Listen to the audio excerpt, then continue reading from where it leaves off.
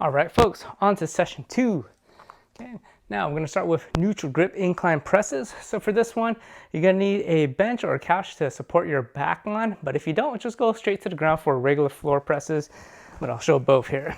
So for that incline press, I need to support my shoulders, and I'm going to drop my hips to get this incline angle on my torso. Grip is going to be neutral, so that means your palm's going to face you, and it's a relatively narrow grip here. Okay, so here are your incline presses: upper chest and triceps and shoulders. Okay, again, if you don't have anything convenient to stack yourself up on, just go from the ground, keep that same neutral grip, and we'll do floor presses from here. Okay, next, moving up, we have bent over rows. Here, keeping my back straight, bending over so that my chest is facing towards the floor. I'm going to squeeze back from my shoulder blades and then follow through the elbows. Okay, do that in one smooth motion, but make sure that we're starting from the shoulders and we're keeping that core tight to maintain that back angle. Okay, now we're going to go back to the floor for floor or bench presses. This time, we're going to open up the elbows into a regular grip. And so I want you to notice that it's pretty much 90 degrees out to my side, and I'm rotating my elbows down just slightly to keep this good position in my chest and shoulders. Okay, next up, bent over lat sweeps.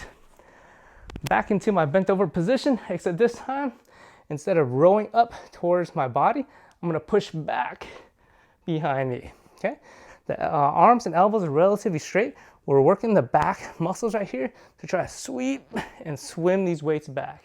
Okay, one more time from here, sweep back. And notice that I'm not letting the weights go out to my side. I'm almost trying to brush them right past my hips.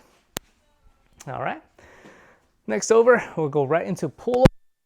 Okay, so if your weights are relatively light, you can keep both of them in your hands, back behind the head, and pull over. Okay, if they're too heavy, go ahead and carefully go to one weight. You can still lower back behind your head and pull over. All right. If I had a bench, I would hold it more in this kind of like goblet position. But since I'm on the floor, holding it in the middle allows me a little bit more range to get back behind my head, making the exercise more stimulating. All right. Next up, shrugs. Right here, shrugging the shoulders up to your ears. Okay. This one will be beneficial if you use a heavier weight, or even if you have like a big backpack or even grocery bags that are a little bit heavier, or even water jugs to shrug it up, as lighter weights won't get the same stimulus here. Okay. Next up, glute bridge presses. So we're working a decline angle here. I'm going to bridge my hips up to change the angle in the torso, and then we're working the lower chest and arms here. All right.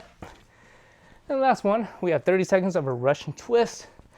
So ideally, I want your feet off the ground, core is tight, I'm leaning back slightly, and then we're rotating your torso side to side.